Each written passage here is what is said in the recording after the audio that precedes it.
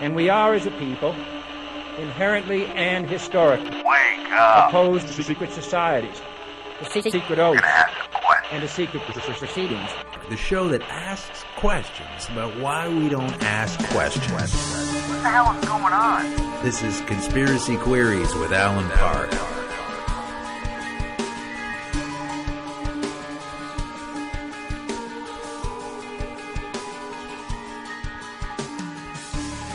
Welcome to Conspiracy Queries with Alan Park.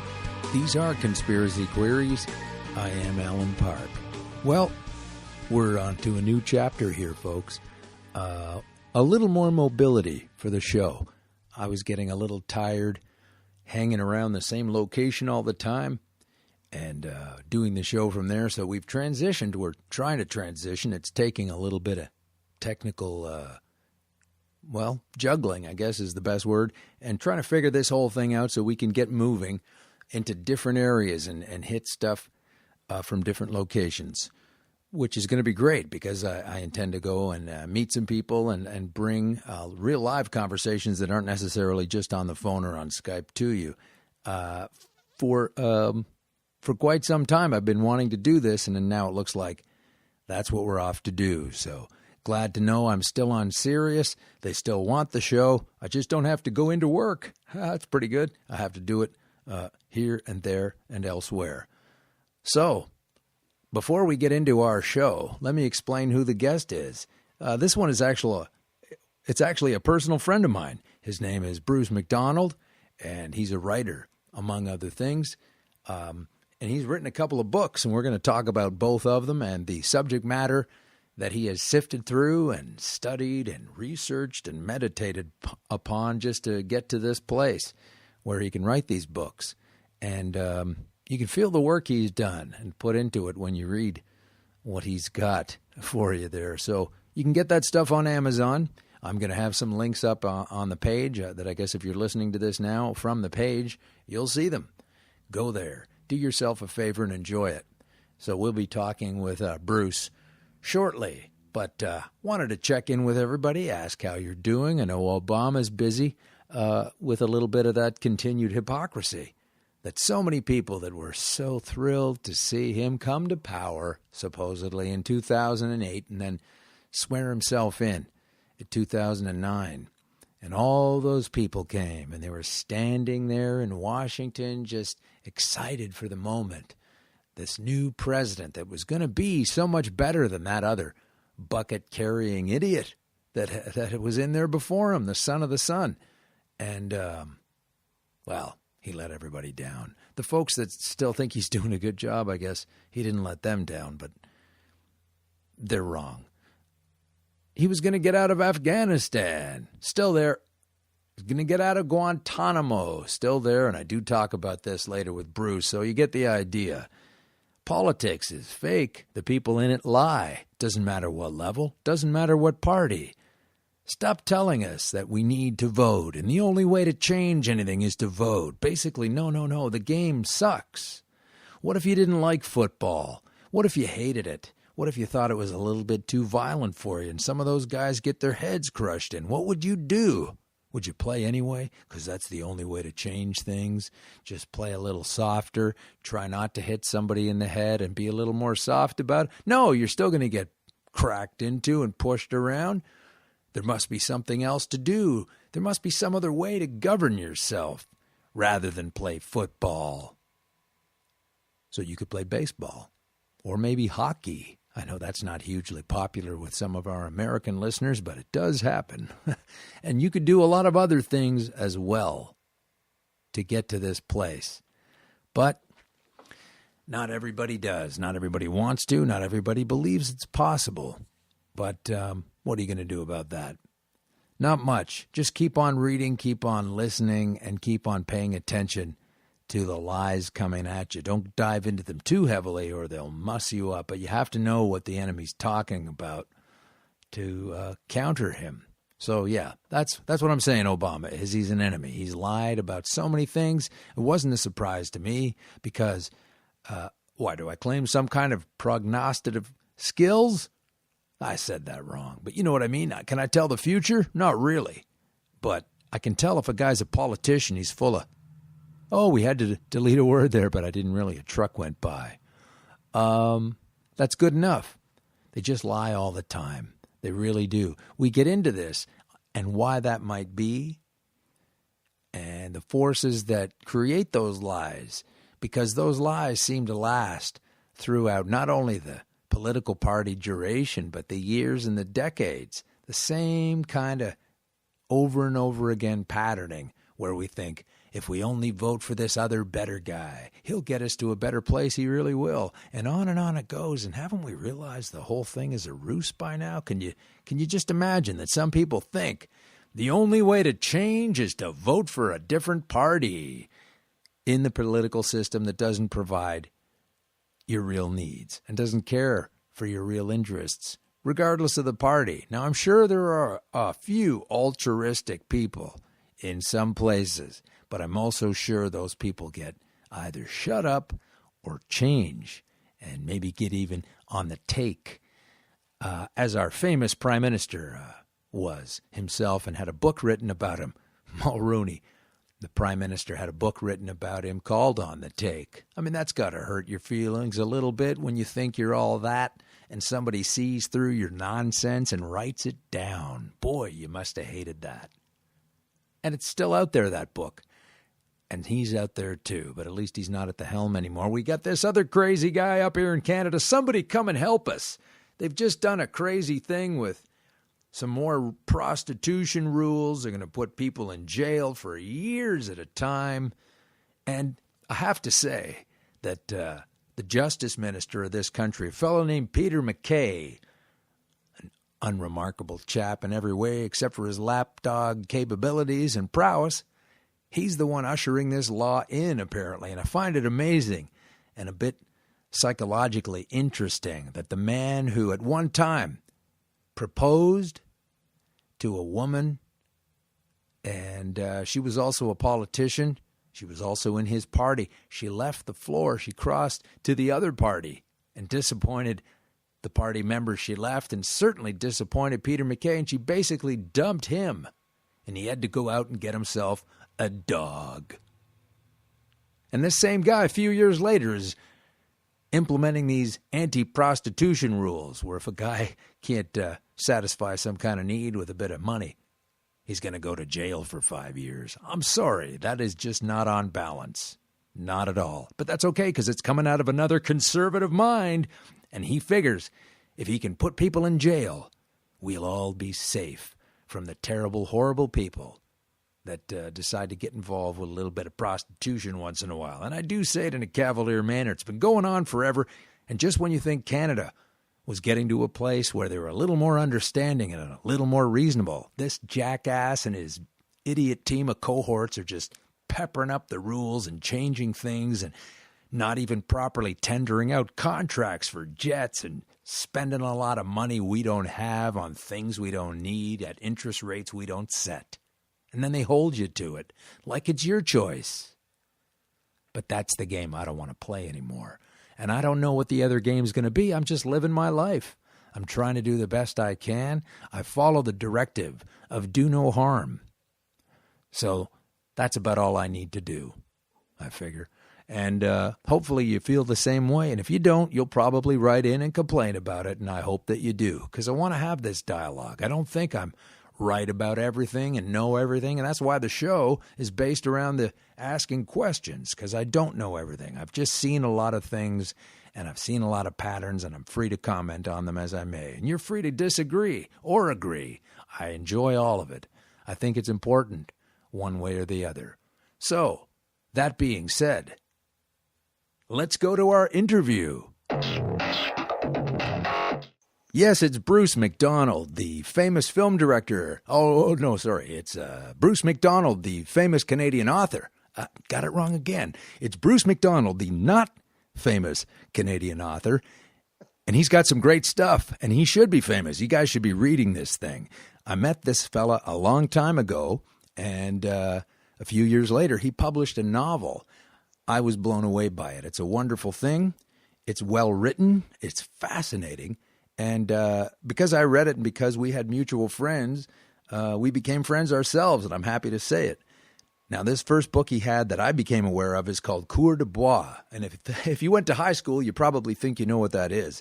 It's a little bit different than that. There's a supernatural element to it, and you're going to enjoy this thing. You could probably find it, sadly, at a used bookstore and get it. Get a copy of it and read it and pass it to your friends. It's been optioned into a movie. They're working on a screenplay, and this has gone back and forth, and maybe it won't get made into a movie, but it should. But that's old news. What Bruce has done more recently is write another book called, he has two titles. There was an original one that I wrote called Jack-O-Lantern, and I loved it, and he's had to work on it some more and change it up a little bit, and now it's called The Stolen Child, and you can get it on Amazon, and people are loving it, and it's chilling. It's really, really fun, and I'd like you to check it out sometime. We've got him on the line with us. Bruce. Hi, Alan. Hi there. Thanks for coming on. Oh, you're quite welcome. Thank you very much. I've been following your show, and I'm a big fan. Oh, well, thanks very much. It's fun doing it, and I like having people come on and try to find out some things. Now, for example, I'll be honest with you. I haven't read The Stolen Child. I have read Jack-O-Lantern twice, and this is you've had to change it up. So tell us a little bit about why you wrote Jack-O-Lantern, and how did it morph over into become what it is now? Well, Jack-O-Lantern just sort of started to percolate in my consciousness as a story that wanted to be told. It deals with a lot of things that are sort of out drifting there in the ether now and in various circles of communication. Not really mainstream, but we're talking about this idea of a second class of human being that are sort of controlling the human race. Some people attribute a spiritual dimension to this, an occult dimension, often Luciferian if you want to look at it through the Western model. I suppose the simplest duality is power versus love. And I started to, find myself fascinated with this idea and reading it well, obviously it appears in Scripture is where you first get it, is in Judeo-Christian Islamic Scripture, this idea of God and the devil. Or Satan, or whatever you want to call him. And we have some modern interpretations of that have really come about in the 20th century and recently in the last 2 or 3 decades, and are normally relegated to conspiracy theory. But that's how it started. So I started to work on it longhand, just started to make notes as these ideas came to me. Oh, you mean you sat down with a pen and paper? Pencil. Oh, boy. I haven't done that in a while. No, I need the eraser. It's my favorite form of writing, actually, is the first phase of a book where you're just carrying a notebook around for a few months and scribbling things at coffee shops and on public transit and while you're at home. And it just sort of comes out randomly, which is far less structured than when you sit down to write the first draft. And, sure. You've sort of got to get your 4 to 6 hours in every day and sort of force yourself to go through it. So that's how it originated, and as you correctly stated in the intro, it was originally titled Jack-O-Lantern, and it does focus on the end of October, the harvest season, which I think is really the biggest spiritual holiday in the human record, and I don't know why it got pushed to other dates. I suppose the Jewish lunar calendar, Christian and Easter, which are really just sort of solstice festivals, which have their roots in the pagan. And this is another big theme in both the Jack-O-Lantern and what eventually became the Stolen Child, because we don't want to confuse people, Alan. No. We don't want to have people going to Amazon looking for Jack-O-Lantern. But given that you are one of my first readers and I give you first drafts of books, we can talk about Jack-O-Lantern because it is the same book 2 writes later, and getting a story editor from the University of Toronto and going over it and trying to structure it more like a contemporary thriller. Is not that pervert from University of Toronto that the Premier of Ontario was associated with, I hope? I'm not sure who you're referring to. Well, he was some kind of a child lover of some nature who was affiliated with her, and they've kind of dusted his business aside. But he was a top senior advisor to this woman, and now he's under investigation for doing things that normal people don't. Well, in a weird way, let's tell the audience that we're still talking about the stolen child because Sure we are.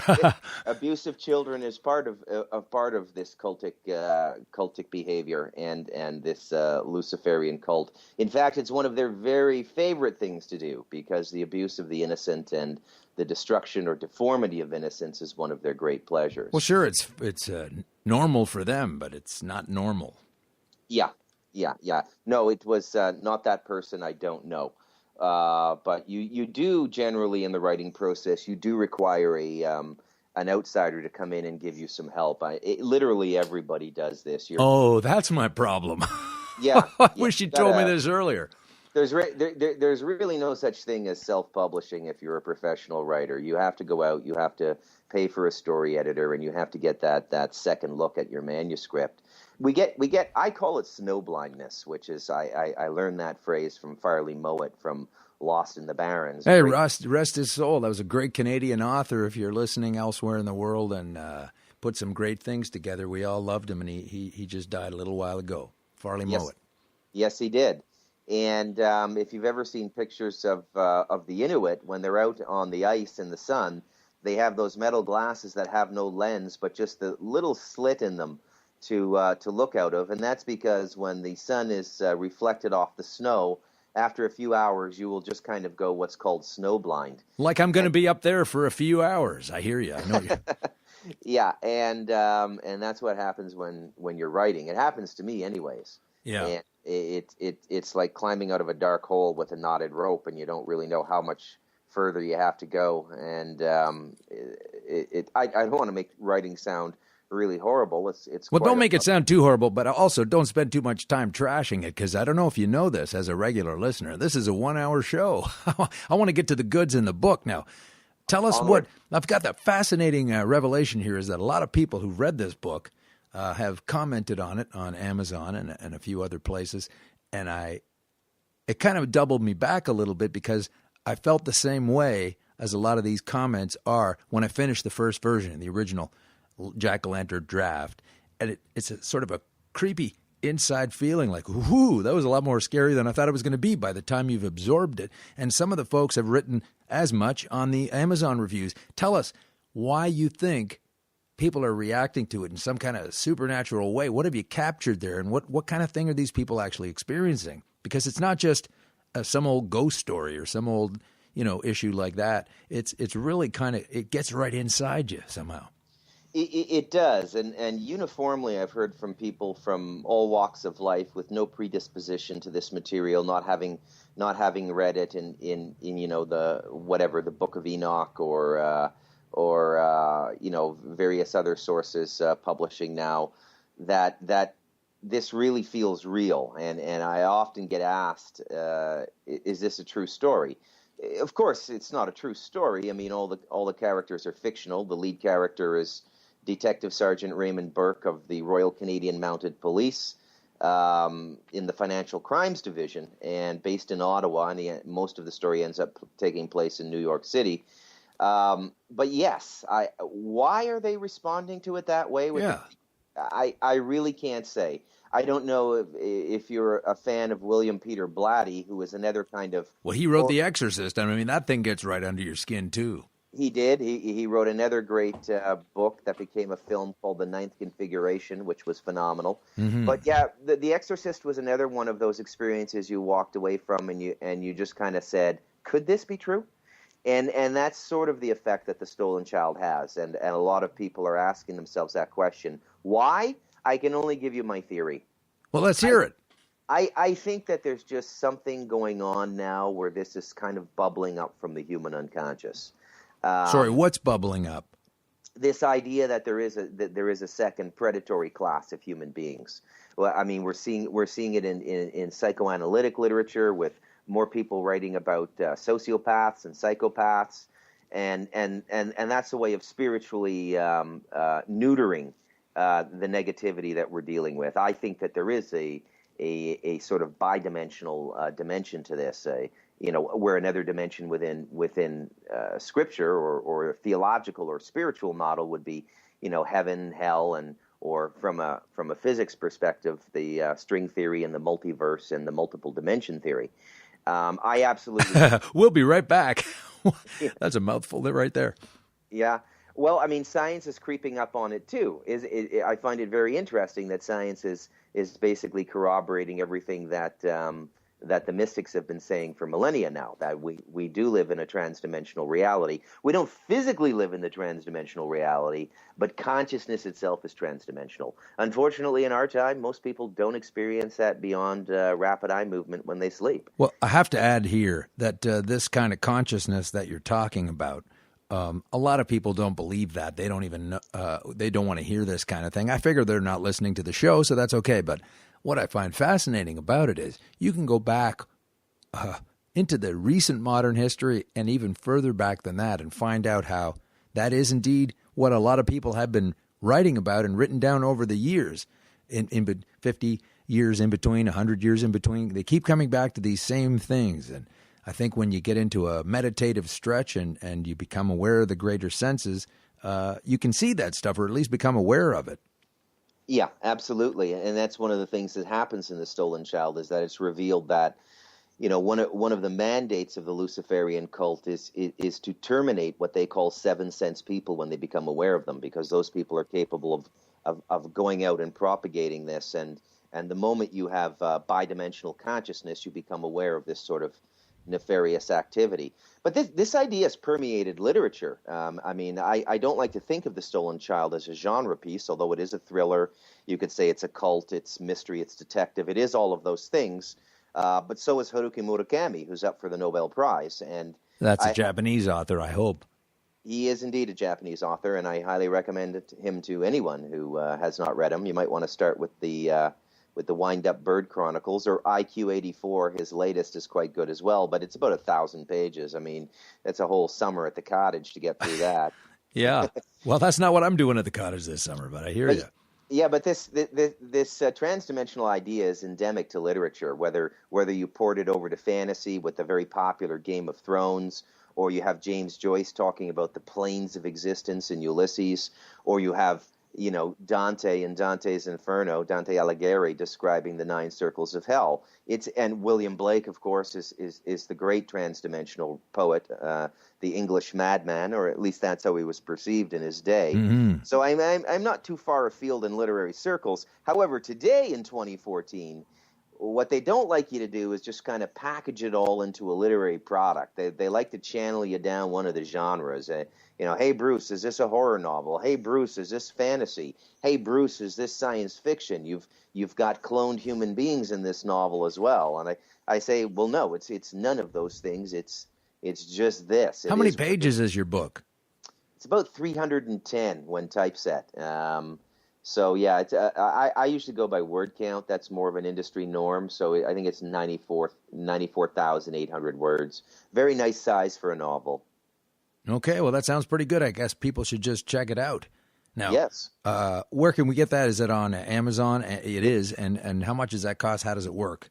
It's because it's an ebook, right? Only. It is an ebook only. I could do a paper version if I so chose, but I've really converted to the ebook format. It saves trees. It's a great way to read. If you've got an iPad, a Kobo, you can set your font and your page style, and you can just customize the book, do your own typesetting to read it as you want. It's $5.95, and I want to clarify something, because at the beginning of the show you compared me, and this has happened throughout my life, including when I published poetry. Oh, I'm going to get in trouble. I can smell it. At Ryerson. It got attributed to Bruce MacDonald, the filmmaker, who had also studied film around the time I did in the early 90s at Ryerson. But he's MC, I'm MAC, and generally speaking, the MAC is the Scottish and the MC is the Irish. Right. So it's Bruce MacDonald, The Stolen Child, with kind of a subtitle of the Raymond Burke series, Burke, and hopefully I'll be able to develop this character into a kind of serialized storytelling like Sherlock Holmes or something like that. Or the Bourne Ultimatum or something of that nature. Yeah. It's kind of like, for the people who want more of a literary tag to defining it, Just imagine the Da Vinci Code and the X-Files in a blender, and that's basically the stolen child. And throw in a bunch of Luciferians who sacrifice children and worship Lucifer into that, and you've as I always do, basically got the gist of the show. Now, you're a comedian, and you're very funny, and I can't help but laughing when I talk to you and I'm being interviewed by you. Well, pass it on. But yes, I will. But this is a chilling book, and here we are, sort of giggling and talking about it, and people are going to go out and perhaps purchase it and go, well, this doesn't just seem to have any of that happy energy they were laughing with when I heard about it on Conspiracy Queries. Well, I don't necessarily ascribe to talking about something heavy and needing to be heavy while talking about it. It's a fun book. Still, it's got all the fun that you get from, say, some kind of a horror film that's done well. And the last one I can say on that front that I enjoyed anyway was Cabin in the Woods. That had an extra little tweak and a little twist in there, and I really liked it. I did as well, yeah. Yeah, it was. They threw a few extra elements in there, and your book sort of does the same thing. It kind of there's more things in there than you think. I mean, it starts out like the original version. It's basically. There's a cop. He's trying to find out something about this fella. Basically, what's going on here? And it's just like a regular.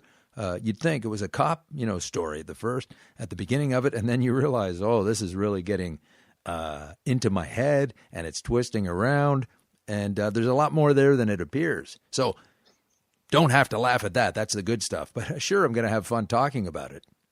Yeah, it really does kind of go down the rabbit hole. Now. There's things you can do in fiction. The power of fiction is that if a person will sit down and read you, and you publish under the label of fiction, no matter how eerily close to a truth that might be going on in the world, what you do is you get the person to surrender a censor. Well, I'll tell you what, there's one fiction that we don't have right now, and that's the fact that I have to step away for a second. You're listening to Conspiracy Queries on Sirius XM, Channel 167. We'll be right back.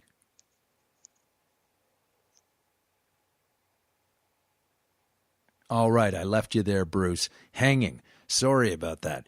You were just breaking something down for us, so why don't you just jump back to the beginning? Our listeners will enjoy you recapping the structure of what you're talking about here. One of the great powers of fiction is that it has the ability to approach a reader with all of their censors down. The moment you put this is a true story or nonfiction as a label on a book, people read it in a different way. You pick it up and you go, well, I believe this or I don't believe it, because the postulate is that it is in fact true. But when you have fiction, you get people to surrender a kind of censor, and you get the person to read in what I would call a kind of synced left and right brain hemisphere, and they can just enjoy the story. And it's one of the best ways to get information into people and to circumvent their censors. So a lot of the things that I deal with in The Stolen Child are out there in various forms of nonfiction, the Book of Enoch and well, I suppose there's people who would consider that fiction as well. Yes. But but you understand what I'm saying here. And to just get the people to sit down and to read it. And when you tell a story, you deal with more dimensions than a linear nonfiction piece, which is just a transference of information. The art of story is to create something that's operating on multiple dimensions at the same time, and to have your subtext or subtexts all sort of seamlessly integrated with the main story, and that's the total effect, and that's the total delivery mechanism. And I have to say, it was extremely effective for this material, the Luciferian cult, the transdimensional reality, the dark control over the world, and the ultimate agenda, which I think is the emergence of transhumanism, which is the partially biological, partially mechanical human being. Yeah, that's all over the place now. The transhumanism, it's synthesized matter inside your body, or just add-on limbs, those exoskeletons. It's kind of make it your own thing. Yeah. I mean, they'll be approaching that from a number of levels. There'll be nanotechnology. There'll be brain chips. to create frequency for a certain kind of mental capacity, mnemonic capacity, your ability to remember, longevity. Longevity is a huge, huge thing with certain human beings. Spiritually centered people accept their life and their fate, and when you die is when you die, and it's no big deal because the continuity of consciousness is there. But for people who have sort of forsaken that, now the Luciferians haven't forsaken that. The difference between the Luciferian and the secularist or atheist is the Luciferian knows they're living in a trans-dimensional reality, but they choose dominion of the physical with some form of short-circuit loop back into incarnation. Whoa, hang on a second. Everybody just needs a second to swallow that big old chunk of food right there you just dropped. Hang on. It's like you're eating with your mouth full. You got to take a little chew here and swallow some of it. So, all right. I love it, but I mean, it's a lot to ask. So, you want me to mama bird that? Chew it? A little bit. Yeah, sure. All right. I think one of the things going on, and one of the things I posit in the novel, is that there's a short circuit loop. We'll call it, and what it allows people to do is it gives them a kind of protection between incarnations, where you and this is in the book, and this is the thesis of the narrative, and what gives them their strength. Let me illustrate it by analogy. Okay. Most people are familiar with Tibetan culture, the Tibetan Buddhist culture, which I think the English discovered on an expedition in the late 1800s. Hang on a second. Most people are familiar with Tibetan culture. I mean, as a general, meme in social consciousness. I don't mean that they're going to they're going to temples and they're meditating and things like that. But it's as known as Judaica, Catholicism, Christianity, or Islam. Okay, I got you. Sure. Yeah, okay. The general theology is common knowledge, and right. and one of the precepts of this theology, the Tibetan theology, is that you have this class of being, the Rinpoches and the Lamas, who are coming back again and again and regaining consciousness of previous lives and continuing in continuity of mission. Is that clear? Sure.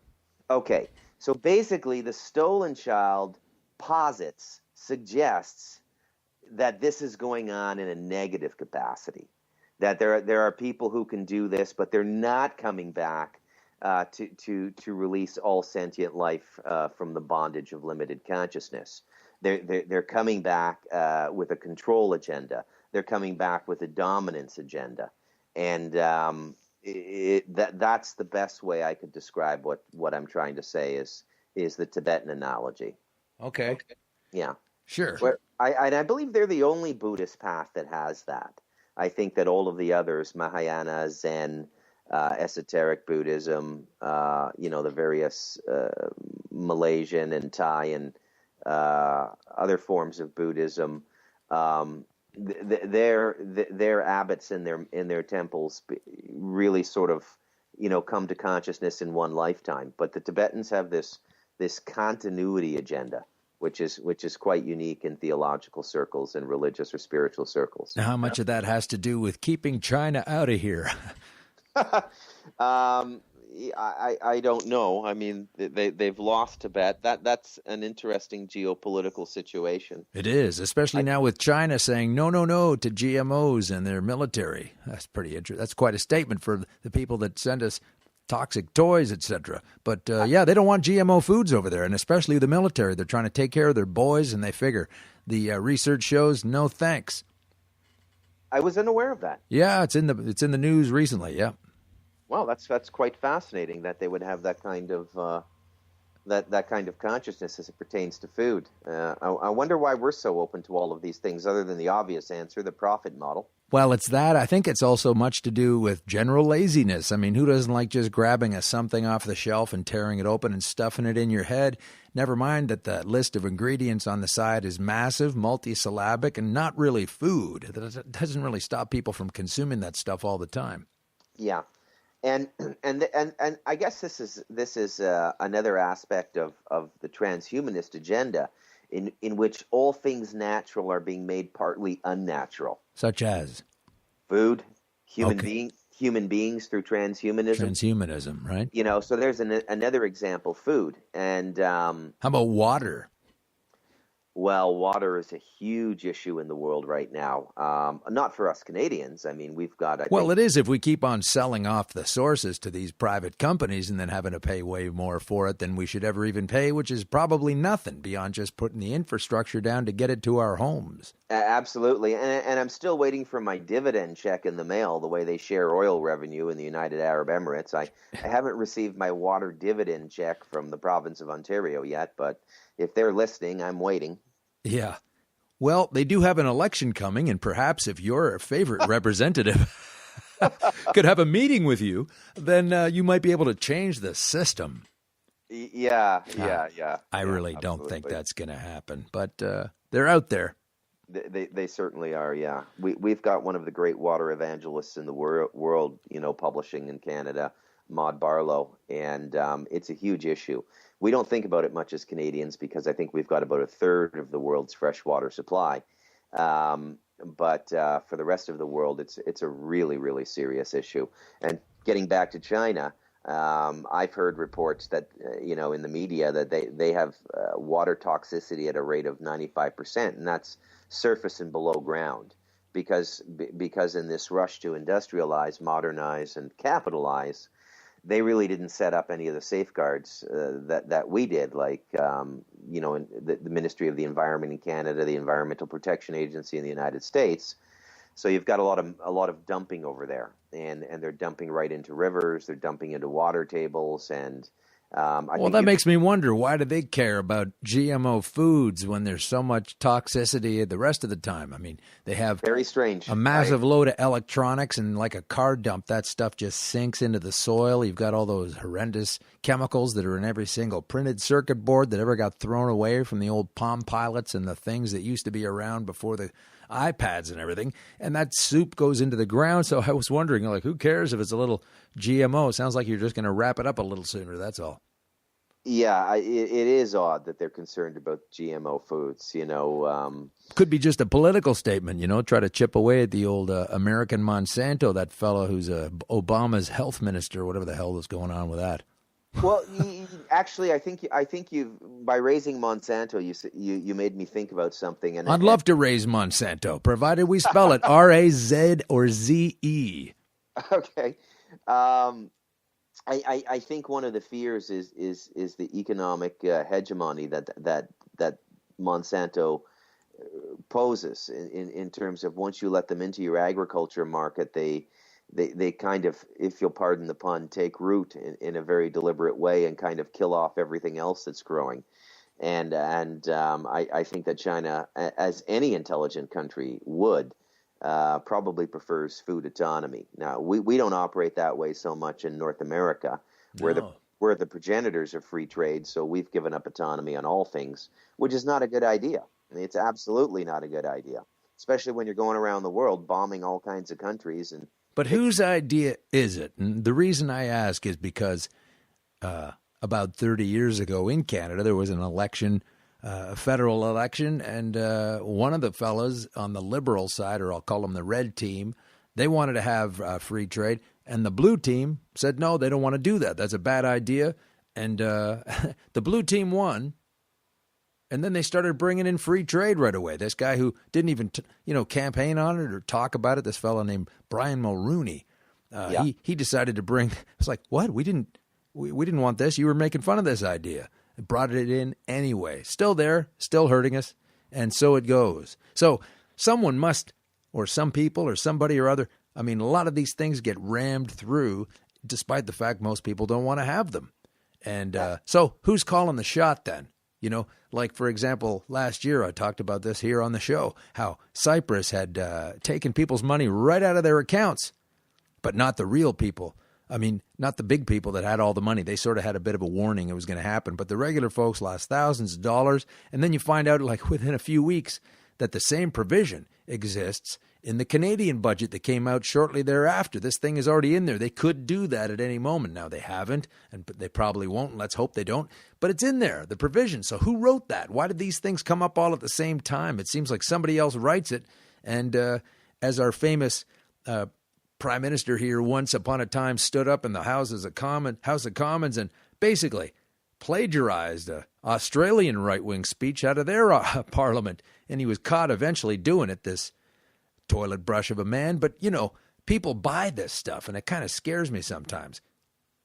Yeah, it's absolutely disturbing, and that's another big theme in The Stolen Child is how we are going into a world of us and them, and if you're not one of them, then you're in for a very difficult ride, because their feelings toward you are, well, they're non-existent. They're completely apathetic to not only your prosperity but your survival, everything, and this seems to be everywhere. Again, another big theme in contemporary literature in the last 10 or 15 years. I mean, Margaret Atwood's been going at it quite a bit, with Oric and Crake and After the Flood, and projecting these very dystopian near futures in which corporatism has taken over. And we've got Naomi Klein, who wrote The Shock Doctrine. These are all the sort of knowledge streams that went into creating The Stolen Child. And this class of citizenship, or this class of person, is a big thing emerging in the world. And there's a reason for it. There's, I suppose, an agenda behind that. I don't want to give away too much of the book, and I certainly don't want to scare people, but it's not happy. It's not a happy story, and although it's in the book, I have no problem saying that this is a reality. Well, what do you suppose that is going on inside of a person's mind or body or whatever it is when they read your book, and then afterwards they have this feeling of like, because you started off, it's just this novel. It's just this, maybe a scary novel or whatever it is. You start reading it. Okay, that's a sort of a supernatural feel to it. But by the time you finished it, it has this extra kind of an edge to it. What do you figure it is in people? They're responding to something as though they're feeling like, hey, you know what? There's something to this. I felt the same way when I watched The Matrix back in '99 when that thing came out. I was like, the guy's lying in a pod and there's liquid everywhere and it kind of feels weird and it looks nuts. It's a crazy science fiction film, but unlike many others, it felt like they sort of had something there. And you can't say for sure what it is and to what extent, but it wasn't just like watching a movie and seeing people, like Game of Thrones. I don't really feel like I'm in that thing. I feel like I'm watching the television show. But with this particular kind of feel, it's very right into your bones. And you've captured that. I don't know if you were trying to do that at the front end, but that's where it is going out the door. That's for sure. So what is it about people where they've just been reading purportedly fiction, but it feels real to them and they're kind of, this is really interesting. I want to think about this. What is it that is awakening in those folks, and myself included?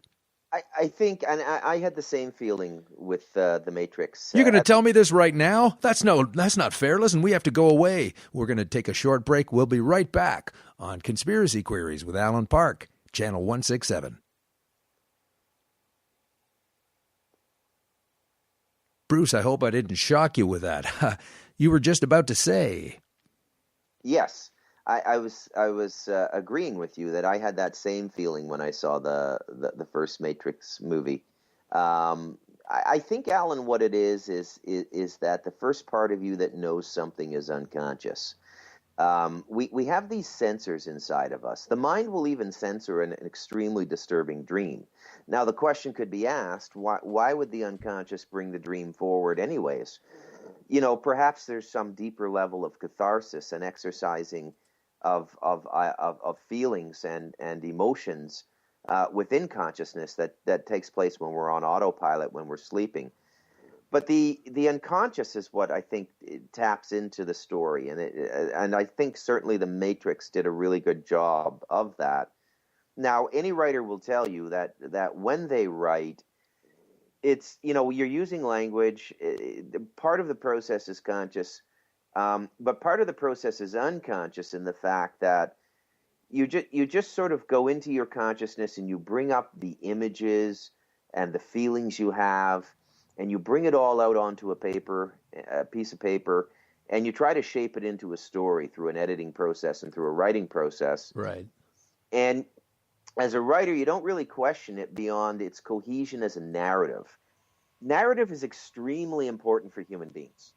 because we live in time and space, and time and space generally has a beginning and an end, something we call in the literary game a first act, a second act, and a third act. And so these stories, like The Stolen Child, and I think The Matrix is a good analogy, although that was more science fiction. And I guess you could look at The Stolen Child as kind of a Matrix using theology as its base rather than technology and science. But very similar idea, this idea of a second world hidden from human beings that's operating in plain sight, really. And I don't think that's a big stretch for a lot of people now, especially with the constant enforcement of this sort of two-tier class of person that's coming about. So that may be one of the factors that contributes to their sense. And when you say two-tier class of person, are you referring to transhumanism, or what do you mean there? Transhumanism would be the absolute apex of it, Okay. the top of the pyramid, so to speak. But it filters down in every way. Gotcha. I mean, just look at what we've done in the last 30 years. You cited Mulrooney and free trade. I believe that happened in '88. I could be wrong. I hope some poli-sci scientist. I think it was 84, but who knows? It was a long time ago. No, I think 84 is a bit early. Well, tell you what, let's argue about it. All right, okay, because you've got the Meech Lake Accord and all that kind of stuff. But, yeah. And what they're doing with this globalist agenda at an economic level is they're destroying community, because our sufferance, the female vote, labor, the advancement of the labor movement and labor unions and fair rights for workers, the rights and entitlements of the legal person in Canada under the Employment Standards Act. All of those things are being taken away, even in the professional classes, believe it or not. So in the labor class, it was taken away by free trade, So we spent 2 or 3 generations building this up and getting these people to a fair standard of living so they could provide good opportunity for their children. Free trade comes around, and it's like, well, we don't like this anymore. And we realize you have all of these laws in Canada protecting you, but we're just going to move this factory to Mexico. We're just going to move this factory to China. And so it completely destroys our notion of community and interdependence. I mean, physical labor is still done here. You can't outsource that to Bangalore. Somebody has to carry the bricks. Somebody has to weld the steel. Somebody has to put the plumbing in. So construction will always be here. But every other form of physical labor, other than high innovation manufacturing, is done elsewhere. And even the high innovation is ported out sooner or later. I mean, the iPads made in China, and all of those things are sort of, dumped into China, where you can get, a good class of engineer working for less than what somebody would make on the fry machine at McDonald's. Right. So it's this destruction of community I see as really, really going on. And in the professional classes, you have the encroachment of this human resources industry, which is basically a buffer between you as an individual, an independent contractor, and the corporation you're working for, and it's to emancipate you from ever claiming any kind of health benefit or any of the rights that you might as an employee, even if you're hired as a contractor, because the tax code now states that if you work longer than 2 years as a contractor, you can file for these benefits. So it's very strange to me, Alan, that we spent 2 or 3 generations building all of this stuff up, and it's quietly been taken away, and nobody's really zeroing in on it. Well, some of that buildup that you're talking about came because once upon a time, like a good old-fashioned fairy tale, Canada used to make its own money and tether it to the Bank of Canada, and the interest rate was low, and that's how we, up here, created what some say is the healthcare system of the world. I don't know about that, but, the Americans talk about it, and it's not perfect, and there are a lot of problems with it, but it is relatively affordable comparatively. And this all was drummed up in the first place by these, I guess you call them left-wing NDPers who kind of hammered this thing in, and could only have been done with that bank rate of 1 or 1.5% or whatever it was. And then in '74, we got off of that. The government said, all right, let's stop doing this, and let's start borrowing money at great interest rates from different countries, and maybe that'll be a good idea. Well, clearly it's not. And I don't really want to listen to any politician. I'm saying this now to everybody. There's an election coming here in Ontario. There's another one coming soon in Canada, another one in Toronto. This goes on and on, these things. People are fooled into thinking there's some kind of choice. But until I hear some politician saying, you know what? We don't really need to pay all this extra money. What we got to do is get back to the way we used to do it before, and we'll owe it to ourselves at a much less rate, and we'll be able to build this stuff. And until I hear the first guy, I don't care what color team he's on, telling me this, they're all lying. That's it. You're absolutely right, Alan. And it's another example of the context of a debate being surreptitiously changed, with one side of the debate, in this case the left, let's say the NDP, continuing to argue a 1975 argument that's just no longer relevant. Right. You know, what we call the social safety net was developed by two Canadian economists, John Maynard Keynes and John Kenneth Galbraith. And they both stipulated that for this to work, you have to have absolute control over your currency and your central bank. Well, somewhere coincidentally, around the time of Mulroney and all of these initiatives towards globalization, we conscripted a great portion of the valuation of currency to outside auditors in the form of the International Monetary Fund. And this, in turn, made all debt hard, as opposed to soft. Soft debt is debt you owe to yourself as a nation, and you can write it off. You know, you think of your grandmother buying a war bond in World War II and stuff like that. And hard debt is debt owed outside the country that you can't write off, which is the kind of debt that Washington owes to China now. That is hard debt.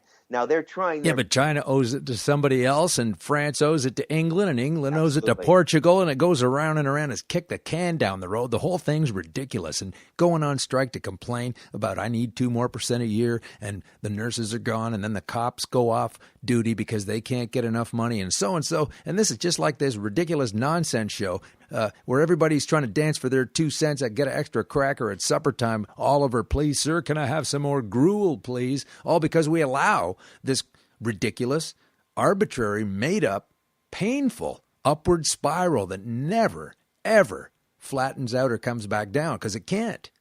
Well, with the Dickensian reference of please, sir, may I have some more? I'll get back to the book. This is as deep as this goes into politics and economics. This is also a dimension of the stolen child, that these tentacles of control have been seeded in these institutions. And really, it's these entities that are doing, you know, most of the damage in the modern world. Now, people have been conditioned by academe and our interpretation of human history based on how it's given to us, which may or may not be accurate. I don't know about you, but I give only partial credulity to what I read in the newspaper every day, and therefore cast serious doubt about what I'm reading about things that happened 50, 100, or 200 years ago. Well, that's because I don't believe there's any kind of reason to think that this Operation Mockingbird, which was basically the CIA inserting itself into news gathering and dissemination outlets, has gone away. What evidence do we have of that? I mean, you got Obama coming in and saying, hey, we're going to get out of Afghanistan. We're going to get out of Iraq. We're going to get out of Guantanamo. When's that happening? Where are these idiots that were so on the bandwagon they thought Obama was going to be hope and change the world? Well, unfortunately, that's a big fat lie, and I hope some of these folks realize. But you know what? Most of them aren't going to do that. They'll go, well, maybe Hillary can come, and I hope she'll do well, and she'll change it. And I mean, come on, man, it's not working.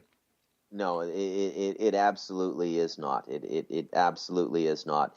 And in the Dickensian model, when you ask for more gruel, you get an antagonist in the form of the person who says no.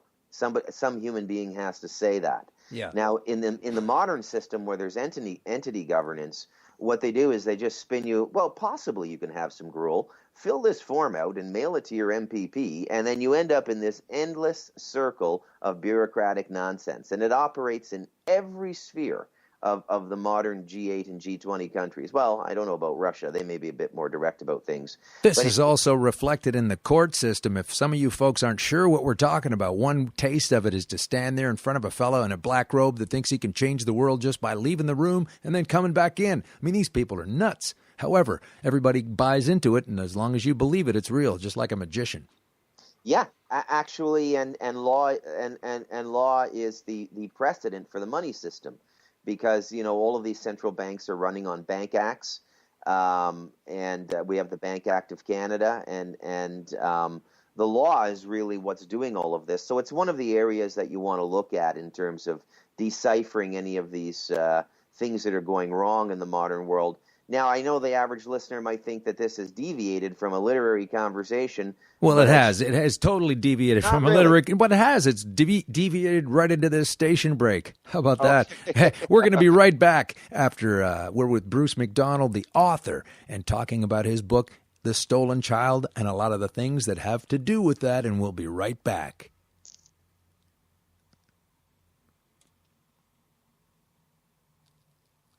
All right, Bruce. We're back for one more segment. How about that? Fantastic. And I have to say, keep on going because you have us. You had us at creep out. Oh, okay.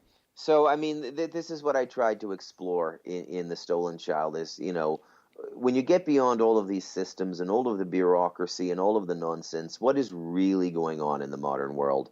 And for me, the answer is spiritual. And for me, there is a spiritual war going on. And this is what I think comes through. Now, that doesn't necessarily mean religious, so I don't want people to think that I'm, standing at Yonge and Dundas with a Bible preaching the word. I'm not. I'm not even Christian per se. But there is definitely something very, very spiritual about all of this. As one of the characters, the protagonist in The Stolen Child says, some wars are real. There are adversaries to the human soul. And as many of your guests have pointed out on your wonderful show, like Frater X, for example, yes, there is a war on consciousness. And a book like The Stolen Child is meant to lend support. It's to give a military division to the side that is having consciousness attacked. And it's something that only fiction can do. And at its best, I suppose, poetry, but nobody writes poetry anymore. But a really good story can do. And I think that there are some good stories out there addressing these things. I think The Hunger Games was very well written and very poignant for what's going on. But a lot of times what they do, Alan, in my theory, is they'll give what I call a partial catharsis, in that they'll let some of this stuff come out on the fiction side. And by the way, that's a way of interpreting the modern world. Don't just get your news from the literal side or the so-called truth side, which is, CBC News World or ABC or NBC or CBS or CNN or what have you, or even Russia Today or what have you. Especially in the Western world, there's a lot of disclosure in what we call the fiction side. And the reason they're doing that is to provide a false catharsis. And the catharsis gets those feelings of angst out of you so that they don't build up where you might actually do something. I think I know what you're talking about. We had a little brief discussion of this earlier, and you raised the issue of, and tie this in for us, you know what I mean? You raised the issue of that movie, Pearl Harbor, that came out with the new Batman. That's what's his pickle? Ben Affleck. Affleck. So that movie came out at a certain time and for a certain reason, according to you. Let's hear it. Yeah, that's a very good example. As in most classified documents will have a time capsule on them, and a time capsule is just a period of time by which the material is deemed classified and can't be viewed by people outside of a certain security clearance. And this was the case concerning the military documentation of the attack on Pearl Harbor. And so for 50 years, we in North America, and through the propagation of our culture through film and movies,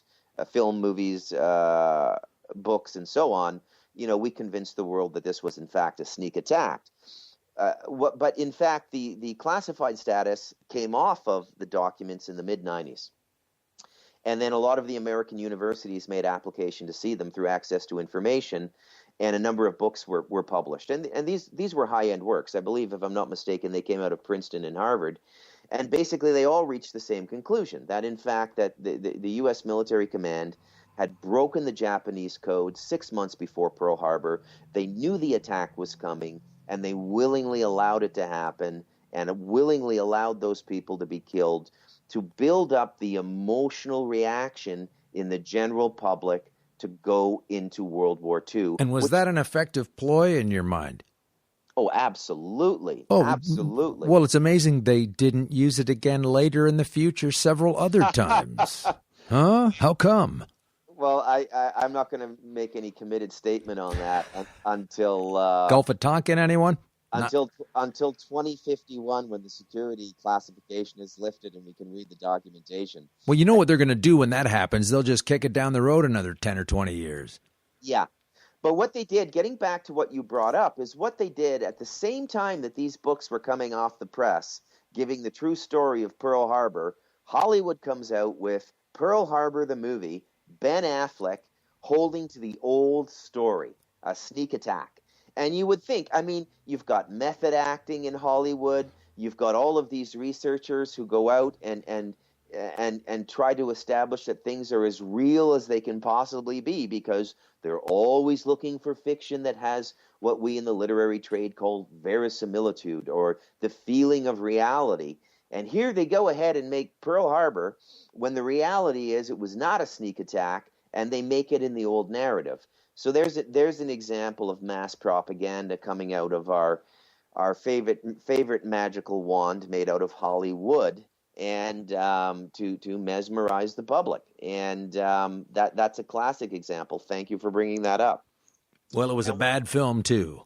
Stolen Child tries to deprogram a lot of this stuff through its narrative, or not so much deprogram, but cut through it. Or in a better way of saying it might be use their technique for an alternative or contrary purpose. Okay. Yeah. Well, that's what you have to do a lot of times, play by their rules to, try to hold somebody to some kind of standard at least.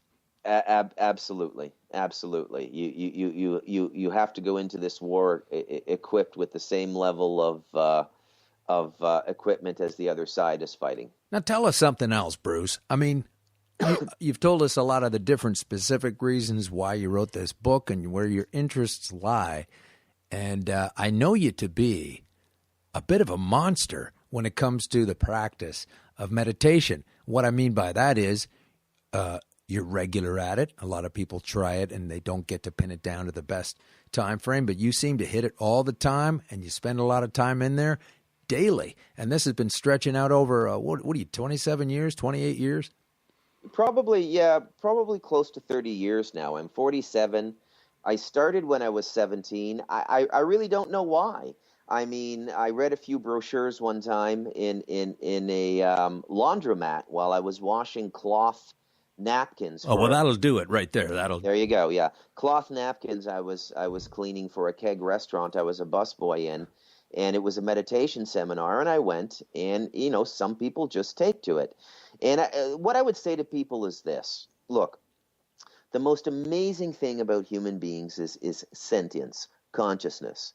And this consciousness, we know just by sleeping and dreaming, goes beyond the five senses. And there's a way to go about understanding yourself and understanding your own consciousness somewhere between waking and sleeping. And these are called the contemplative arts. Meditation, contemplation.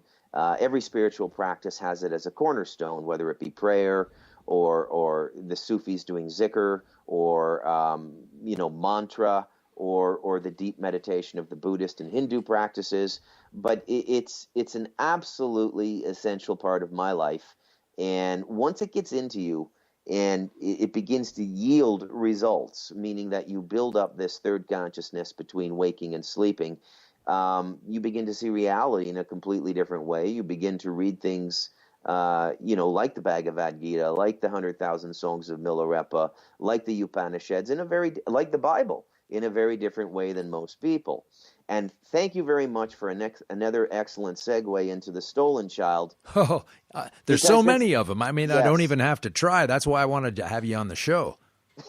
and this is another thing that the novel gets into, is that this war is really taking place at the level of consciousness and consciousness manipulation. And for the people, the 7 sense people that the Luciferian cult kills when they become aware of in the book, are the people who do develop this consciousness. Now, this war is going on in our society right now. There is a vast difference between Richard Dawkins and Christopher Hitchens in the atheist movement. I agree completely with Christopher Hitchens. If you're going to put up a religious institution like the Vatican and basically torture and kill people all through the Middle Ages and do horrible things like like tell Galileo he's crazy and imprison him, then you deserve what happens to you. You deserve criticism by rational people. Dawkins and the neurologist psychiatric side of things, they take it a step further. They say all aberrations of consciousness are explainable through neurons in the brain activity. You ask anyone who is stuck in the contemplative life longer than 2 years, left their body, or had any other kind of experience that is well documented in the literature of these various spiritual paths, we will categorically tell you that's not true, that consciousness is in fact bigger than the body and bigger than the mind and interacts with the body and mind. And therefore, we are spiritual beings. Now, filling that in a religious context is not something I care to do. In fact, I'm really not that religious a guy. I maintain my spiritual disciplines. I do fasting once in a while. And that's it. And I just keep that going with my daily life of working, being a dad and being a creative writer. But yes, consciousness and consciousness development is almost mandatory. It was a luxury 20 or 30 years ago. Oh, I think I'm going to try and expand my consciousness. I would describe it as a survival. I was going to say it's a tool at this point. It's a survival tool. Not to insult it, but you really want to get access to that informational field. Yes, absolutely. Yeah, informational field. And there's a lot more to it than that, but I have found it to be very helpful in the way of obtaining information. If I set my intention before I try to, and I don't do it all the time. Listen, I don't want to sound like some kind of expert. I mean, I haven't been doing it that long, and I can't seem to maintain a regular thing, but I do get to dip into it. And I set my intentions before I go, and oftentimes I find out what I needed to know. Yeah, and that's how it builds up, and you just start using it as a tool in your life, and then it just becomes a mainstay in your life, and it just becomes a part of your life. And as we said already, I think it's absolutely mandatory for more and more people to begin doing this and to begin waking up, because the war is on consciousness. But I'm also, Alan, as you know, very well traveled as well. I've lived in China. I speak Mandarin. Well, let's have a little of that right now. Yeah, I've spent. We'll be right back on Conspiracy Queries with Alan Park. Just rip that off in some Mandarin right now. Well, we'll be back in a moment. Oh, we don't get to hear my name? Oh, 我是 Alan Park. Oh, okay, never mind. Okay. And please, yes, I know my pronunciation is horrible for Mandarin speakers out there. I'm understood by context, not by the correct tone on each of the words. Well, I was going to say you have that you have that going in English too, because when you said meme, you said meme, and I wasn't sure what. Oh, I'm sorry. Yeah, that's okay. I guess I gave you the Chinese pronunciation. Most people say meme. You said meme. Okay. About a half hour ago. Meme is the correct spelling. It is. Pronunciation. I don't know why I said meme. I don't know either. Who knows? Maybe you're reading your answers to this interview. Could be the case. I don't know. Yeah. Actually, I'm writing them down longhand as you ask them. I write that quickly. So with your pencil. Yes. Seems like a spontaneous conversation, but I'm actually reading my answers. Well, that's very well done. Because I didn't know what I was going to ask, so that's highly impressive. Yes. Have you got another book up your sleeve? What's going on? I do. I've continued to write, and I made a journey into nonfiction a number of years ago. I'm waiting for the Association in Defense of the Wrongfully Convicted to finish an investigation, and then I'll have my first nonfiction book out, and it deals with a wrongful conviction in Canada. I don't want to name any names at this point because it still is under investigation. That was a fascinating experience, getting back to my roots. But it does have something to do with Canada, though, right? Oh, yeah. It's a Canadian wrongful conviction, yeah. And what was the conviction? First-degree murder. And it was not the case? Not by my reading of the circumstance and re-interviewing the participants. And that's what your book will be about eventually? Yeah, the book is about that. The book is done. I mean, we'll get to see it later. Or there's some kind of legal rigmarole holding it up, or what? Well, tangential to these books is an investigation by a private investigation firm and by the Association in Defense of the Wrongfully Convicted, who funds the private investigation. And you don't want information out there in the public sphere until all of that stuff is done, for the same reason that the police don't release certain pieces of information while they're in the process of investigating something, right. and even afterwards until the court process is finished. Right. Yeah, the last thing you want to do is contribute to the continued incarceration of a wrongfully convicted person. That's true. Yes. I think that's a fortune cookie. Yeah, absolutely. Yeah. Did you want to spend a couple minutes on Coureurs de Bois? That's also up on Amazon. There's an EPUB format of that now. What are you, a prostitute? Absolutely. I'm just kidding you. Every writer in some measure is, but... well, everybody is in some measure or other, because we keep saying it's okay to chase our tails around for this fake paper money stuff that's supposed to, I got a little bit more than you so I can get this thing, and you got a little bit less than me so you don't get a latte this morning. I mean, yeah. It's all pieces of paper. These cats can print up more of that anytime they want. It's more about the indentured servitude that they seem to be able to convince us we're okay with. But yeah. That's a bit of a tangent I didn't mean to go down, and we don't have a heck of a lot of time. So, yeah, let's go back and talk about your first book. That's when I really thought, man, this guy can write, and this is a good story. So let's have a little of that also, and I'll thank you for coming on now. Well, it really examines the legal and the monetary system through the eyes of a paroled Mohawk cigarette smuggler. Your book, Coureurs de Bois. Yeah, Coureurs de Bois, yes, which means runners of the woods in English. And from Canadian history, they were the Frenchmen who left the King's colonies to go and live with the Aboriginals, the natives, and to trap furs and sell them back to the French. And it was illegal at the time because the King of France could get much cheaper price on fur from the natives. Well, he's buying in bulk, you know how it absolutely, is. Absolutely. And so my story takes place in West Toronto, Parkdale, and as I said, it is a comedic story. And, you know, a comedic writing is something I can do. I would never get up on stage the way you do, Alan, and stand in front of, a couple hundred people for 45 minutes with the task of making them laugh. But if I have my pencil and eraser and I have 18 kicks at the can, I can come out with a funny line. But, yeah, it examines the monetary, political, and legal structure from this perspective. It's very funny about a business getting off the ground in cigarette smuggling that spirals off into land purchases in Latin America for the eventuality of a carbon market in which oxygen bonds will be sold on the stock exchanges, all from the mind of a paroled Aboriginal Mohawk cigarette smuggler who never finished high school. He's a kind of an entrepreneurial genius in his own dark way. And he's kind of large, too, as I recall. Large, violent, and effective. Yeah. Yes. Yes, absolutely. Big fella. Yeah. It is, and it's got a nice ensemble of supporting characters that are just hilarious. His parole officer, his business consigliere, the young visionary William Tobe, who's taking time off from school, skipped 2 grades. He's studying economics, and he sets out the business plan for the land inquisition. And the way these two people interact is quite funny in and of itself. Mm-hmm. And then you got a junkie in there too. Oh, what's that guy? No, he's not a junkie. He's schizophrenic. Schizophrenic, and he's lost a lot of weight, and he's looking pretty rough. What's his connection again? Well, he ends up being the person or the social insurance number they use to incorporate, and so he's the front man for the corporation. And he's about as wiry nuts as they come. Well, he's one of the great soliloquy characters in the novel. He's given a lot of you can say stuff through a schizophrenic character that you can't say through anybody else. Sure, and because no one really wants to talk to that guy in the book either, so he's got no choice. Absolutely, yes. So you can give a lot of really, really good material to a character like that. I absolutely enjoyed and loved working on that book because of its comedic flavor. It was fun.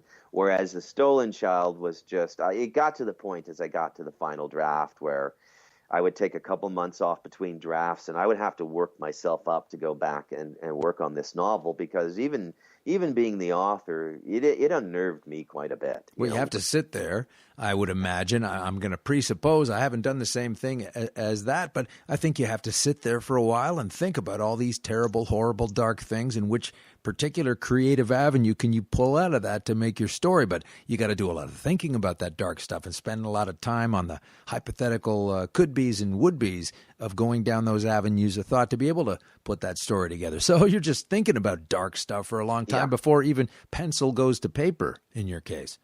Yeah, absolutely. Yeah, absolutely. So I'm glad to be done, glad to be finished. And now that's a lot of dark knowledge to research for anybody to dive into. So do you credit meditation for keeping you on the up and up, and perhaps not some kind of basket case depressive. Well, yeah, absolutely, and something the teachers and the abbots and the masters and gurus who sort of entice people into the contemplative life don't tell you at the outset is that as consciousness rises, it rises in duality. Mm-hmm. Yes, you see more light, beauty, and divine energy in the world, but it illuminates all the darkness that in the cracks that most people don't see. Yeah, and so that's part of the contemplative journey. It's very well documented in Scripture, the 40 days in the desert with Christ and the first quarter of the 100,000 Songs of Milarepa. I have both of those albums. Good one.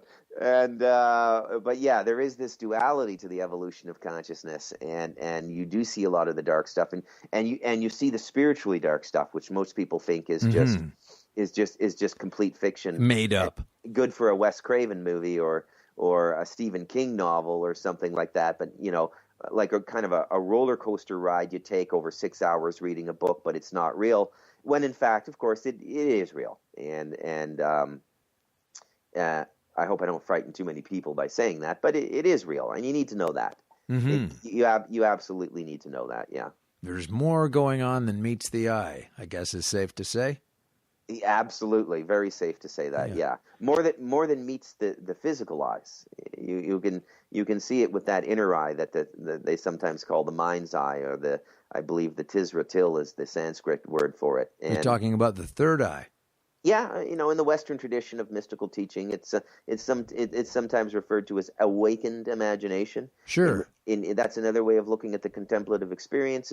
Is just the imagination becomes objectified. It's not what you're projecting onto it, but it becomes a communication tool that brings things to you from somewhere else. Well, speaking of that, okay, let's get into that a little bit. We're blown past the cutoff point.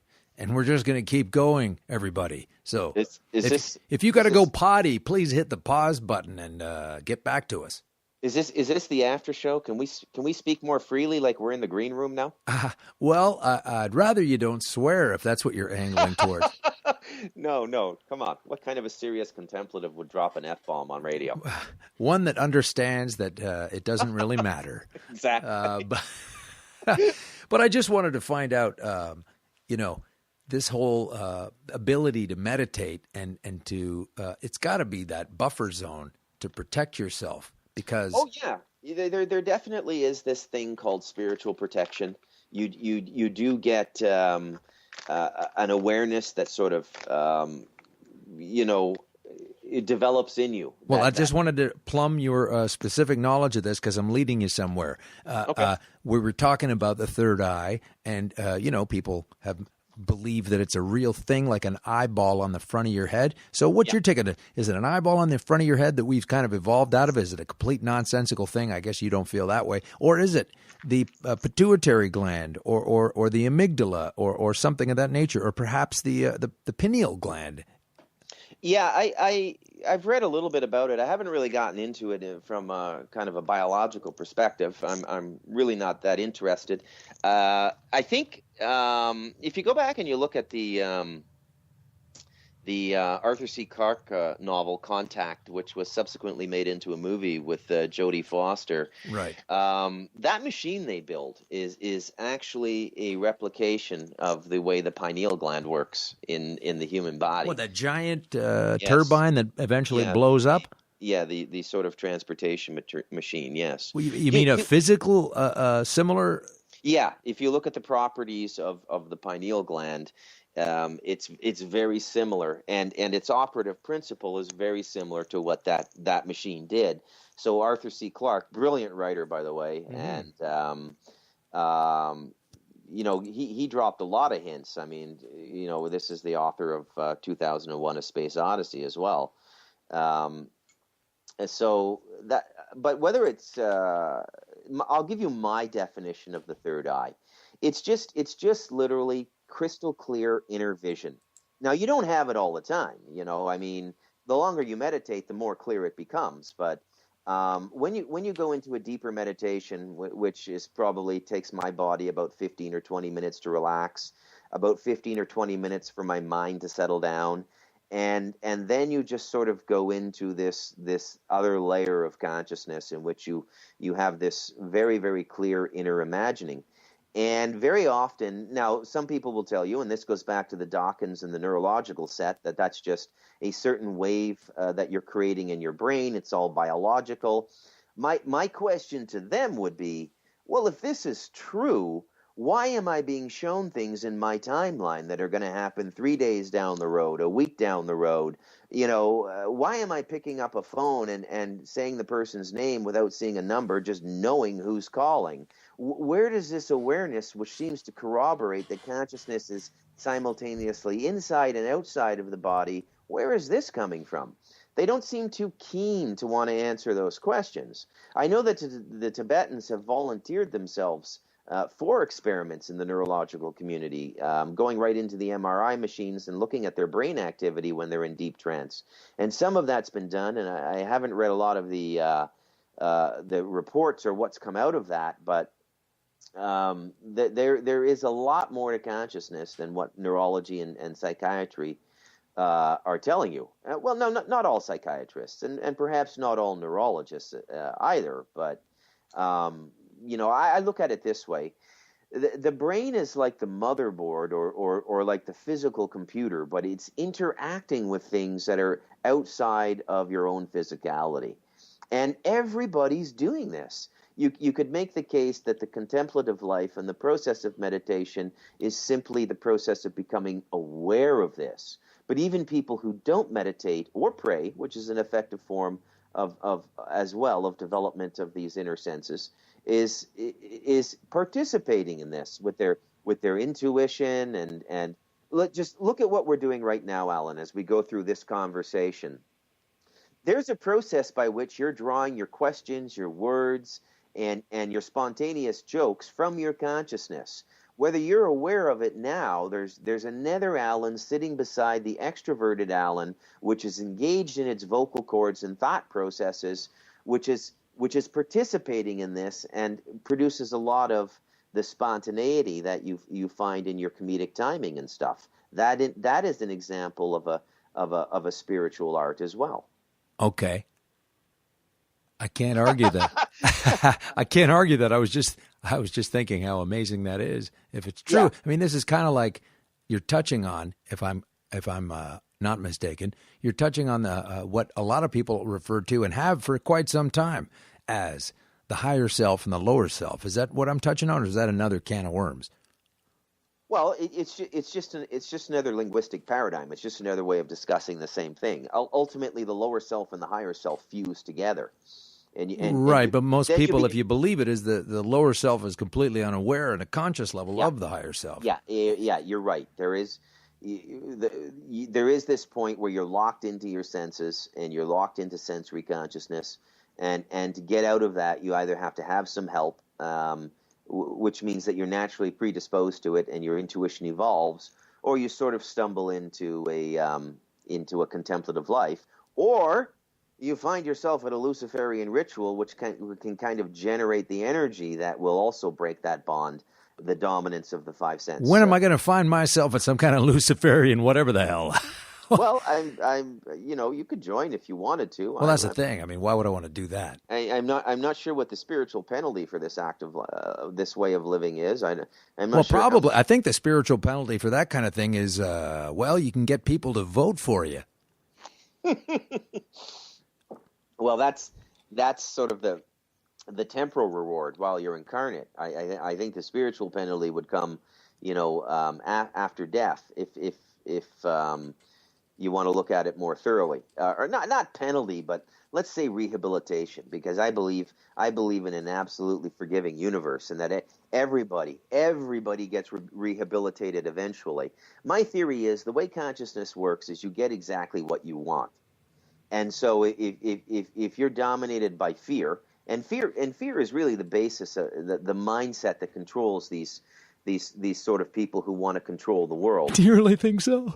Yeah, I think at the core of it is fear. I absolutely do. I'm kidding, but of course it is. It's at the core of everything. You better send this in, mail it right away. We demand this, etc. All these things that come in the mail, all this arbitrary rules and nonsense. And Canada's got some of the lowest speed limits in Ontario in particular compared to everybody else. And so it goes. Arbitrary rules and nonsense. I mean, have you heard about this latest thing that the Canadian government has done? They've come up with a new rule as we advance forward into a progressive society. Oops, I mean go backwards, as they've now come up with this this hooker prostitution rule where apparently if a girl does that, sells herself for a little bit of fun, and that's her living, and that's what she's chosen to do, apparently they're going to stick him in jail for 5 years, and that's the John too if they catch him. Now, I don't partake in that kind of stuff on a weekday.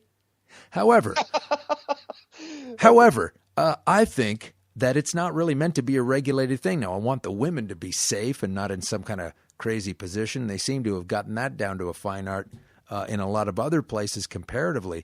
But just when you think we were getting so close a couple of years ago, and even to some legal decisions in the courts that said, hey, let's back off this whole prostitution / John thing as a way of, I don't know what, making money, punishing people, sticking them in jail.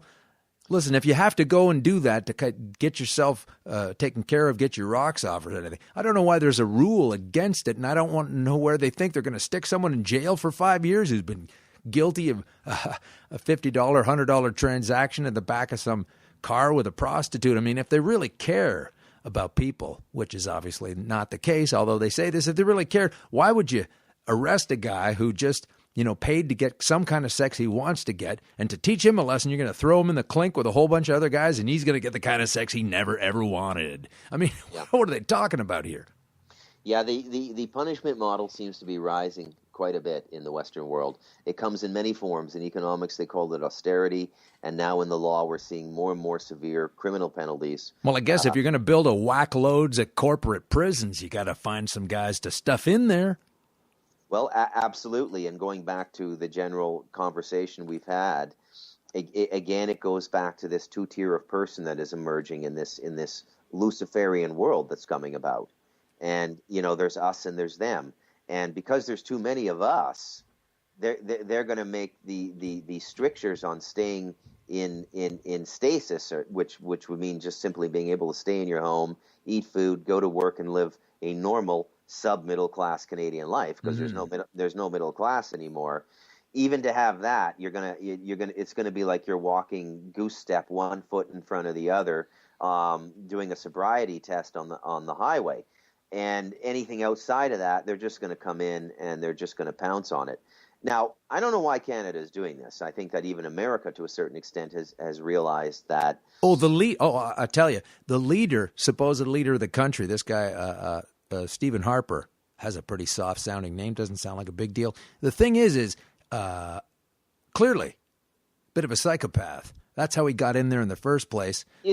Former friends of his, people that are former friends and associates of his. There's a guy named Tom Flanagan who was an advisor. He's written some nasty stuff about him based on being on the inside. Now there's this other piece that just came out, and this guy's clinging to power like you wouldn't believe. He's shifting things around in the electoral landscape so that they can easily win. It's kind of like in the States when they gerrymander and they change the structure of the riding or the region that's going to vote, and they find out where all the conservatives are, and they draw up a crazy map, and then all of a sudden that state is represented by conservatives, even though there's probably just as many or more Democrats. Not that all of that really matters eventually, but this is what Harper's done here. He's doing a similar kind of maneuver. I won't get into the details, but basically the conservative government, weak as they are, and people are getting kind of sick of them after a while, as they do eventually anyway, regardless, which is another more to the pointlessness of the system. But he's kind of rigging the game so he can keep on going. And I mean, it's really sad that can happen to a man whose wife doesn't really love him and spends a lot of time noogieing up with her RCMP lover. Yeah. I mean, and also, is this the last man in the world, Stephen Harper, the last man in the world who still uses a blow dryer? I mean, Wow. I thought blow dryers went out at like 80. The last time I saw blow dried hair, Alan, was I think Fast Times in Ridgemont High with Sean Penn and that great cast. Well, that's a possibility, but if that's the case, I'm sure it's being taken care of at the taxpayer's expense rather than him standing there using it. Yeah, probably. And we're seeing these kinds of excesses all through Canadian politics now. I don't know if you're following the. Hang on a second now. We're just getting some doggy old terrible sound quality from you. Can you just give us a second? I'll try to. Okay, say that again. We're seeing a lot of interesting political drama rooted in entitlement. I don't know if you're following this sort of Alison Redford fiasco in Alberta. No, she's the what is she? Farther to the right than the Conservatives? Is that the one? Well, she was the Conservative premier of Alberta. Right. She's had to step down because she had her spending habits looked at really hard, and they weren't too favorable. What was she buying? Well, I think she had the largest bill of any politician for a 3-day visit to, I think it was Nelson Mandela's funeral. Oh, party! Yeah. Why? Yeah. I don't understand that. Huh. Well, she takes an entourage. She flies first class. But here's another one. She had surreptitiously and illegally instructed contractors and architects to build her and her daughter a private penthouse atop a new federal building being constructed in, I believe it's Calgary. Wow. I don't think it's Edmonton, but it's in Alberta City. And that came to knowledge, and that was really the catalyst for her resigning, because these cries of entitlement were even coming from her own party. And she stepped down. And now the latest I've read on this is that as the auditors have gone in to see how much money was spent on this penthouse, because it's nearly finished in its construction, the exterior anyways, I don't know if they've got everything done in the interior, there's no paperwork. So, I mean, if you or I tried to tell Canada Revenue that, the liability would be on us. But again, it's just another example of this two-tier world, this us and them world of the entitled and the unentitled that is coming about. I don't know what it is in human beings that constantly recreates this, whether it be monarchy, Politburo, dictators, Saddam Hussein. But it seems to be a model we come back to again and again and again. No matter how many times we blow it open, the French Revolution, the Winnipeg General Strike, going back to my analogy of the dilapidated labor movement through free trade and globalization. Yeah. We just seem to come back to the same thing again and again. And is that natural? Is that some sort of Darwinian thing where this is the way society It feels works? a bit driven to me. It feels a bit directed there, like kind of when you're on your way having a walk somewhere in the woods, by way of analogy, and you're not going to want to keep going around the same track. You're going to want to spread out. Well, yeah. But we don't. We just keep coming back to the same nonsense. I definitely think that there are contributing factors to this that would come out of this other state of consciousness, the contemplative consciousness. And I definitely think that this does factor into, what we've discussed on your show as it pertains to a spiritual war. It definitely does pertain to the stolen child. As a work of fiction anyways, and a work of fiction should always be something which inspires you to contemplate something. There's an old spiritual maxim which goes, the question is more important than the answer. What do you mean? It's one of those one-hand clapping things like the Zen cone. That was a joke. Yes, because consciousness has the ability to find any information it requires. All that is necessary for us to do is focus consciousness on some form of intent. And questions are a wonderful form of intent. And so the moment you can form a good question in consciousness, chances are you'll get the answer, either by some kind of synchronistic experience in your outer life, coming across a book, or having a friend incidentally answer it for you without even being prodded to do so, or directly through this awakened imagination in the contemplative experience. But asking the questions is the key, and that's what I try to do, and that's why I think fiction and this form of writing needs to enter into this fray in a more deliberate way, Yeah.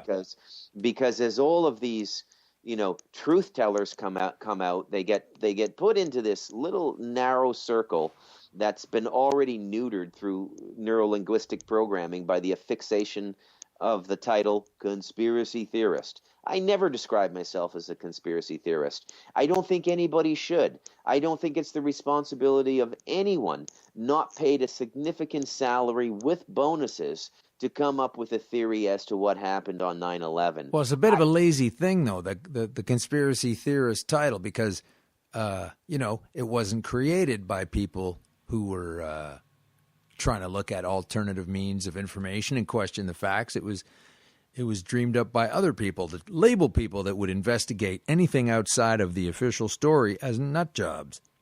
Yeah, I refer to myself simply as an editor. If officialdom gives me a narrative, and the narrative is full of logical fallacies and it's implausible, I simply edit the narrative, and I publicly state that's an implausible narrative. 9/11 is an implausible narrative to me. Why, just because the buildings fell down at record speed? Is that the only reason?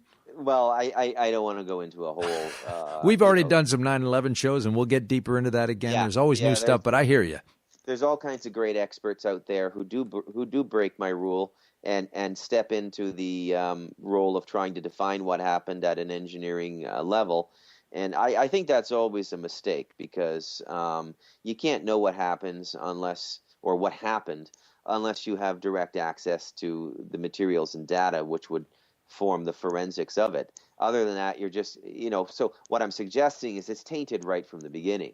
You don't know what chemical residues were on the concrete, if they were indicative of special explosive polymers that might be able to be traced to it. Yeah, well, they had those iron filing balls, those sphere. Again, we're doing it.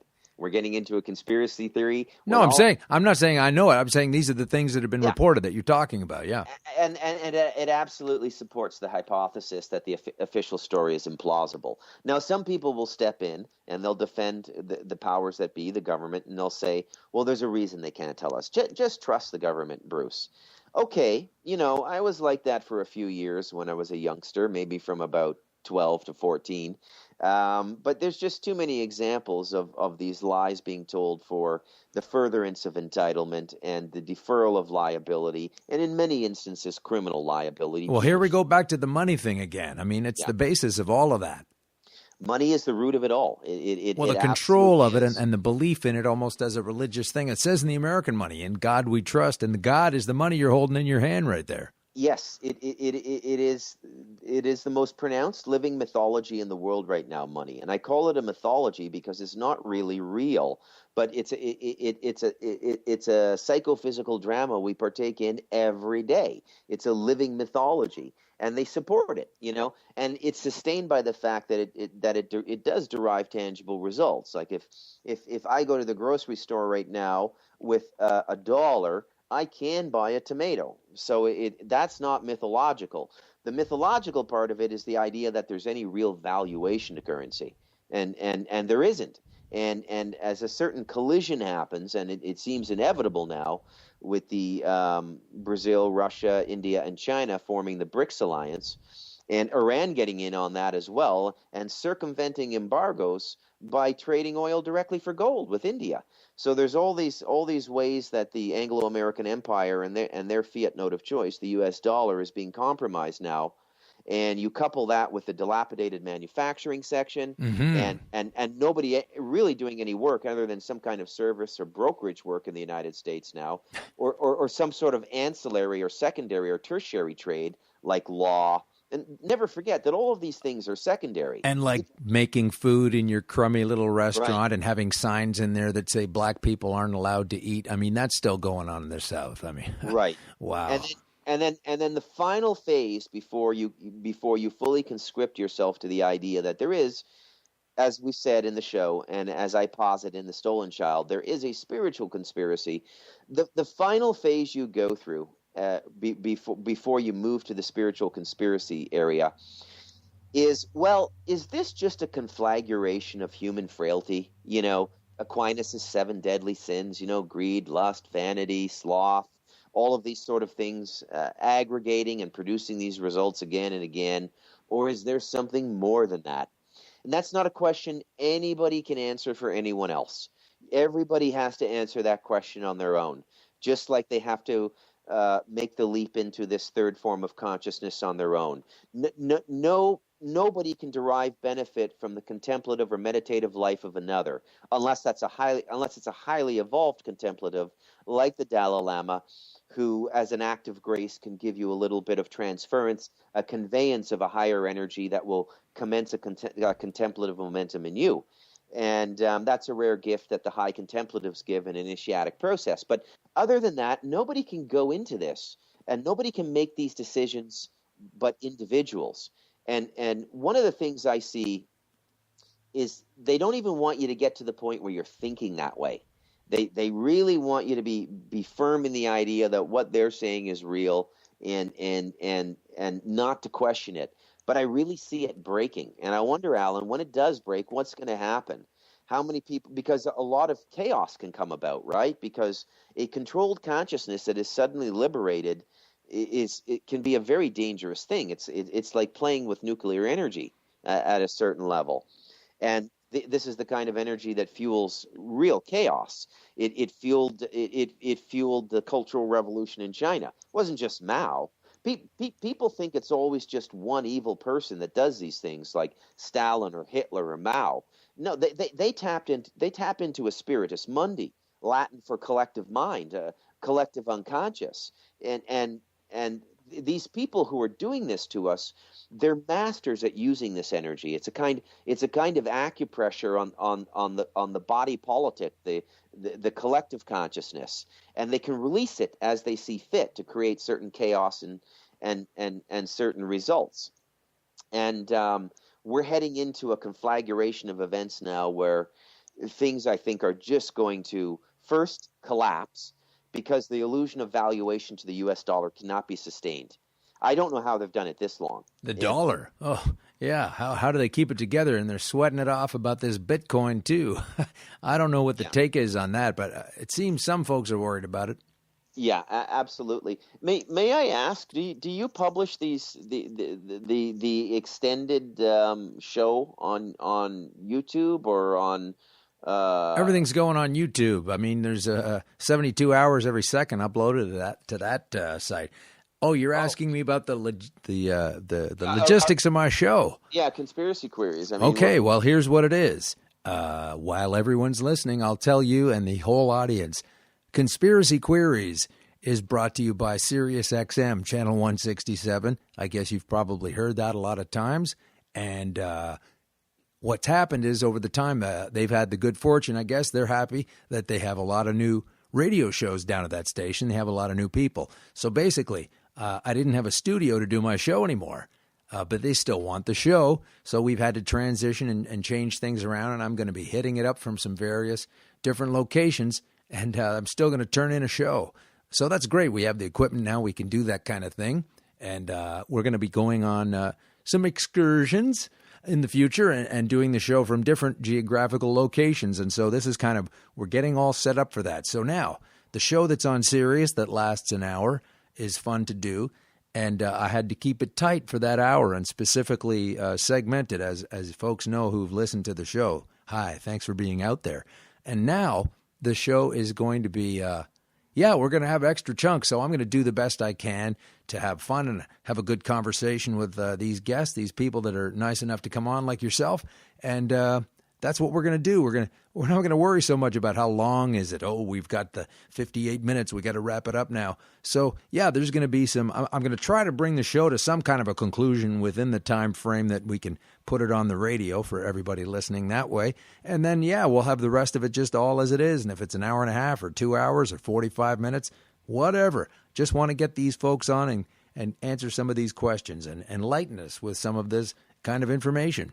So you're at the transition point. This is the first show we've done from a secret, undisclosed location that's not at the studios, which is another great thing because I cannot be shot at if I'm not in the studio.